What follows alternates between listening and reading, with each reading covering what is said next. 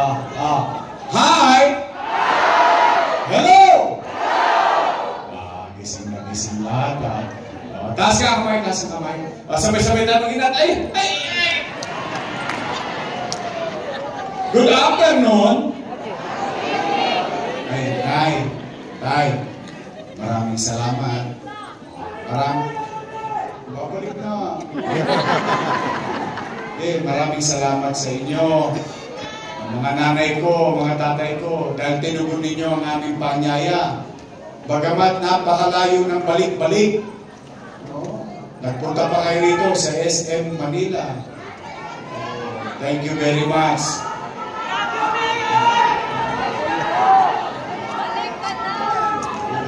Thank you. Alam ko, marami kayong gawain sa bahay. Iniwan ninyo. Nagtungo kayo rito. Kaya, mga nanay ko, mga tatay ko, mga lolo-lola ko, kumanakit naman kayo. Hindi naman namin kayo pauwi ng konsumido.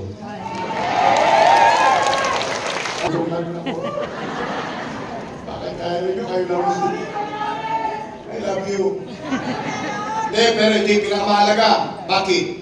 Usapin ng pera ng taong bayan. Pera ninyo? Mahalaga ba yun sa inyo? Dapat lang. Nay, Tay, nakalulungkot isipin, no? Na itong mga dati kong kasama, puro papuri sa akin. Papuri dito, papuri ron. Papuri dito, papuri ron. Puro papuri. Ngayon, ako na ang pinakamasama sa paningin nila. Ano sabi? Si Yorme, maraming iniwang napanood niyo. Sino ba may sabi nun? Ako din eh. Nalaman ko rin. Nay, si Yorme, maraming iniwang utang. Tanong, gusto niyo malaman ang sagot? Dapat lang. Pera niyo yun eh. Gusto niyo bang marinig ang sagot galing din sa akin? Dapat din. Why? Ang leader, dapat niyang akuin ang bagay na ginawa niya sa kanyang mamamayan. Ibig sabihin, you have to own it. You have to be responsible. Hindi para magturo, manisi ka ng manisi ng ibang tao except ang sarili mo. Pag meron kang ginawa sa tao, hayaan mo ang tao ang magdesisyon kung yun ba ay tama o mali sa kanila. Tama po ba?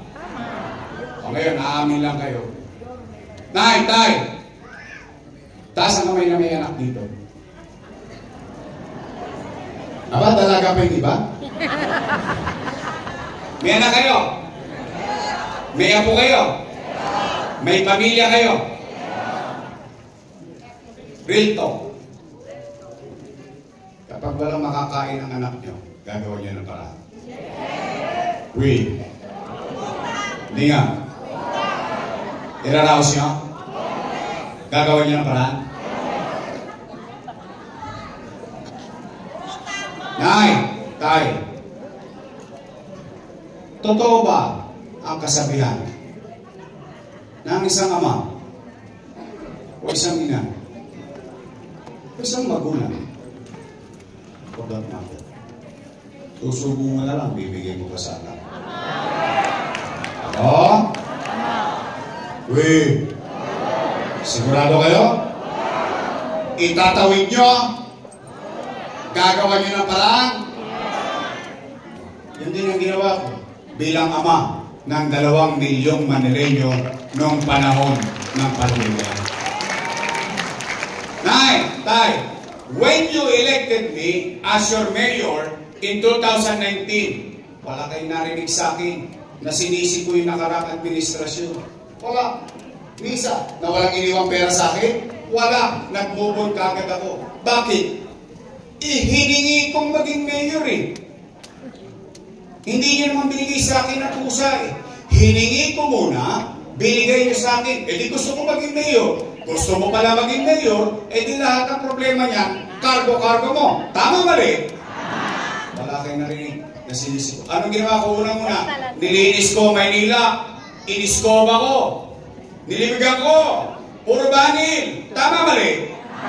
30 years problem. Patatandaan na kayo. 30 years. Hindi nyo madaanan ng rekto. Nag-mayor ako. 48 hours na wala ang problema ng 30 years sa Maynila. Ano nangyari? Bakit ko nilinis ang Maynila? Unang linggo ko, paglabas ko ng opisina ng mayor, ano napakan ko? Tae. Naalala niyo yun? And I told city hall employees, ano sabi ko sa kanila? How can I govern and ask the people, uy, linisin niyo naman yung bakuran niyo. Uy, tulungan niyo naman ako, linisin yung tapat ng bahay niyo. How can I do that? Gusto sa kanila yung bakuran, may echas eh. Nalinis ang Maynila, umayos ang Maynila, umaaliwala sa Maynila. In fact, our policy became a national policy. Ginawang DILG memorandum. Ibig sabihin po, anong ginagawa sa Maynila? Pinagagawa na sa buong Pilipinas. Ano sunod kong ginawa? Kinausap po ang American Chamber of Commerce, Filipino Chamber of Commerce, Makati Business Club. Ano sabi ko? Uy, bumalik na po sa Maynila. Patawarin niyo na po kami. Bakit ko sila gusto maghanap po sa Maynila? Kasi gusto ko magkatrabaho ang tao. In fact, I went further. Kinausap ko McDonald's, Jollibee. Ano sabi ko? Uy, bakit sa Japan, yung mga matatanda sa PWD, hinahire pa nila? Bakit dito sa Maynila, hindi pwede? Anong ginawa nila? Sumunod sa atin. Nagkatrabaho ng mga matatanda at PWD sa lungsod ng Maynila. Nay, tay, ano ba nangyari? Our crime rate did not slide. Hindi nag-slide, nag-dive. Bakit? Ipaalala ko sa inyo yung sinabi ko noon. Ano sinabi ko sa Facebook? Oy, kayong mga kriminal, kayong mga talonges, hindi ko kayo mababantayan ng 24 oras. Eh kung nanay tatay ninyo nga, hindi kayo mabantayan eh. Ako pa kaya. Ano sinabi ko mas taong bayan? Mga batang Maynila, pumanatag kayo. Pag dito nila ginawa sa Maynila yung krimen, ang ikamamatay ng kriminal, puyat. Bakit? Hindi ko sila patutulugin ng mahimbing hanggang hindi sila nasasakote o nakakalawit ng alagad ng batas. Bakit? Kasi iharap ko sila sa husgado. Bakit? Kasi gusto ko sila makulong. Eh, ba't gusto ko sila makulong? Kasi ayaw nila makulong. Dahil ang kriminal, mas gustong lumaban sa lespo dahil pag napatay niya yung pulis, may balbon siya sa dibdib. Pag siya naman ang napatay ng pulis, tapos na problema siya sa dibdib. Ganon ang ugali at mindset ng kriminal. Eh, kabisado ko yun. Bakit? I grew up with them eh. Kaya sinabi ko, iuhoyo ko kayo. Bakit sila takot makulong? Sa kulungan, may kuto, may lisa, may tulok, may luga, may alipunga, may galis aso, at namumuha silang sardinas. Buhay pa sila, para na silang nasa impyerno.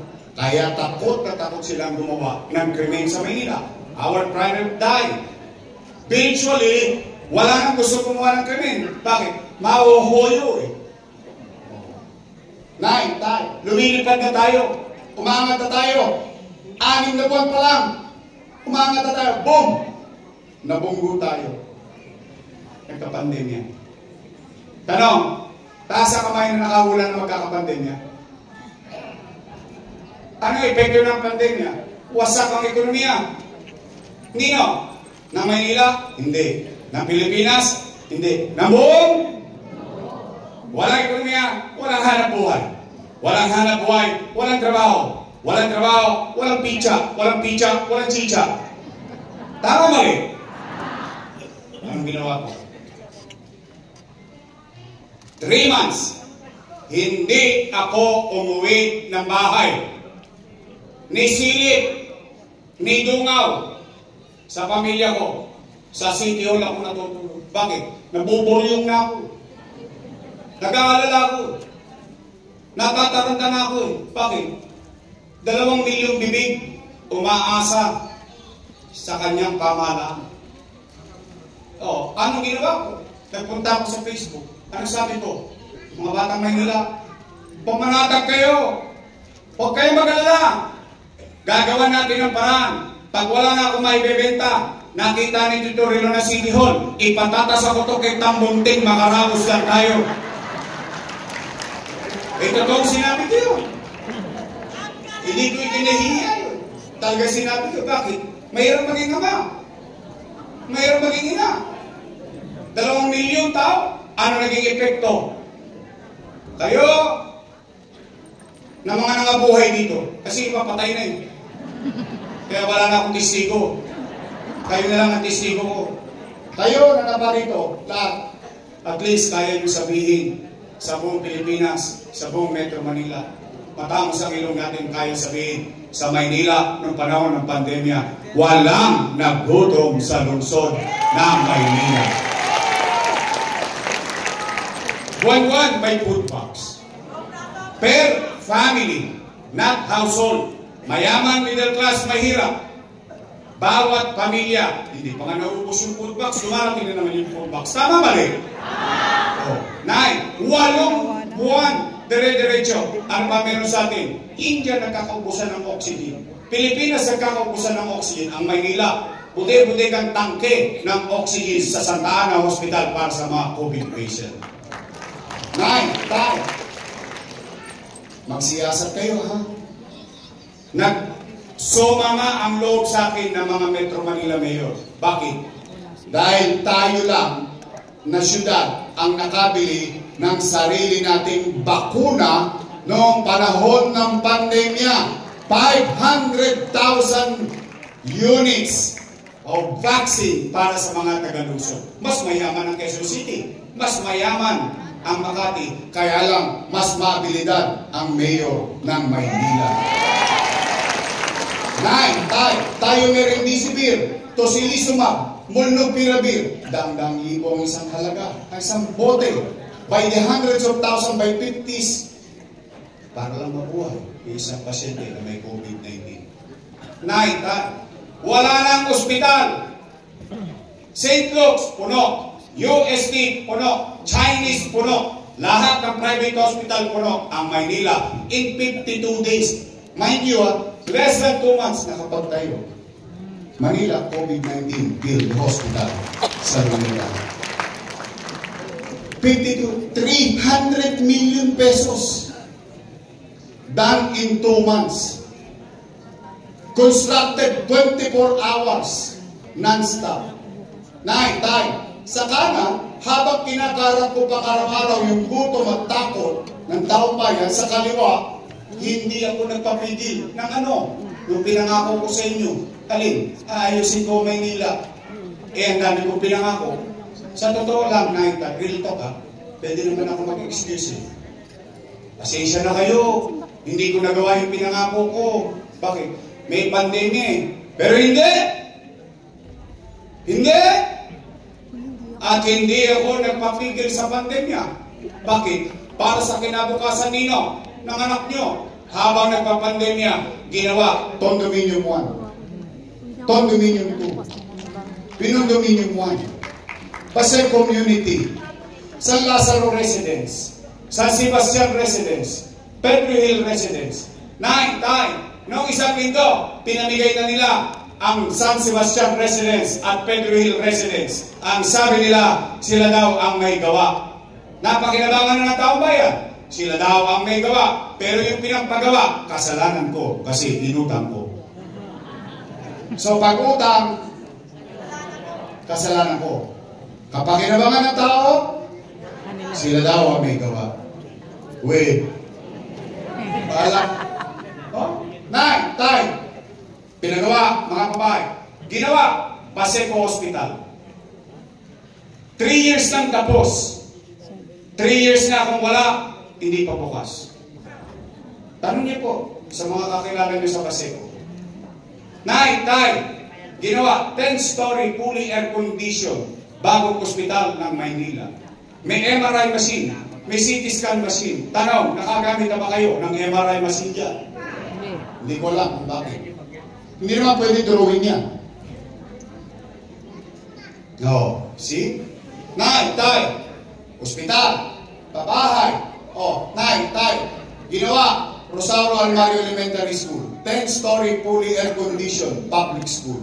Manila Science High School, 10-story fully air-conditioned public school. Albert Elementary School, 10-story fully air-conditioned public school in Sampaloc. Mas malaki pa, pinakamaganda at modernong public school sa buong Pilipinas located in Sampaloc. Tay, nasimulan ko na magsaysay. Nangangalahati na nung umalis ako. 3 taon na, hindi pa tapos ang Magsaysay High School. Tanong, Yorme, saan ka kumuha ng pera? Ano, umipot ako ng ginto? Yorme, saan ka ba ng utang? Sa gobyerno. Ang labo mo naman kausap, Yorme.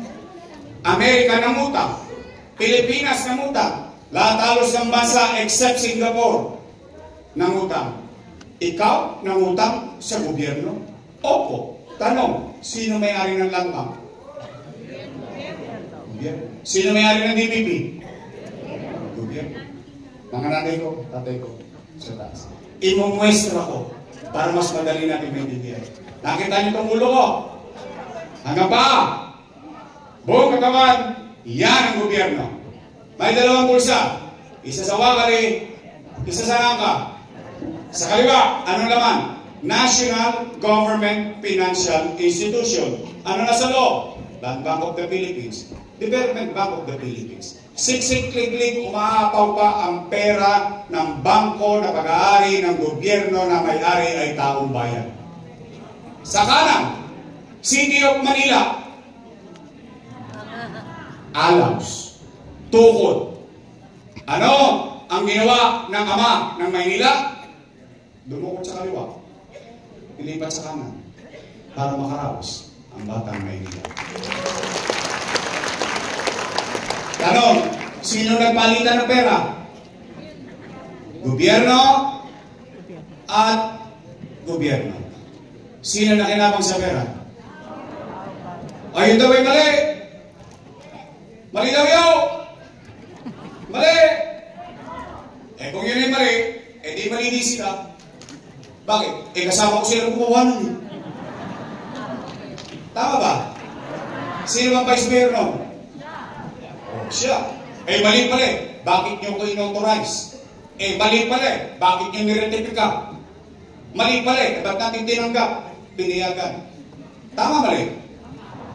Ngayon mali, pero nung araw, nakikipag-agawa pa sa food box. Pag-ganyan-ganyan pa. Bakit? Nalulugod ang tao. Panatag ang pamumuhay. Ngayon lahat mali. Saan nagtataka naman ako? 2022 pa ako wala. Ngayon lang nila naalala na may utang tayo. Uy. Choosy. Selective memory.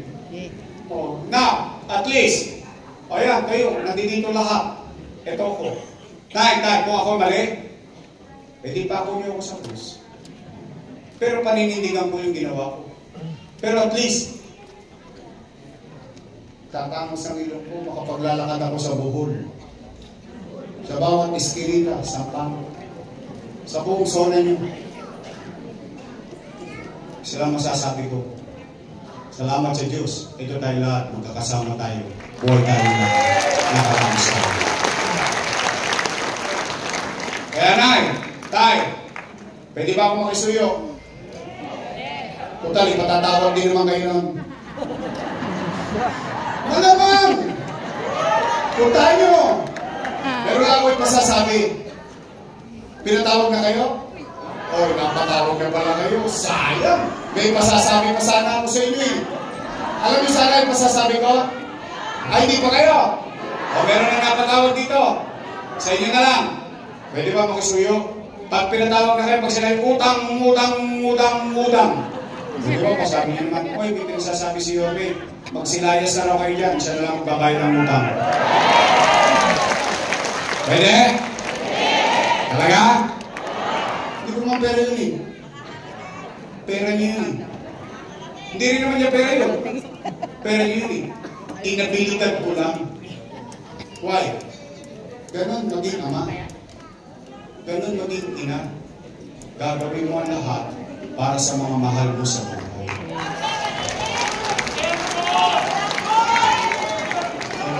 Anay, para mag-uwian na tayo. Tuntungan na natin yung tanong. After everything said and done, matapos ko sabihin at gawin ang mga bagay-bagay sa Manila, kayo ngayon matanong ko, ano po, gusto niyo pa ba ako bumalik? Talaga? Baka sinacharot-charot nyo lang ako. Nag-i-enjoy lang kayo rito. Hindi nga. Talaga?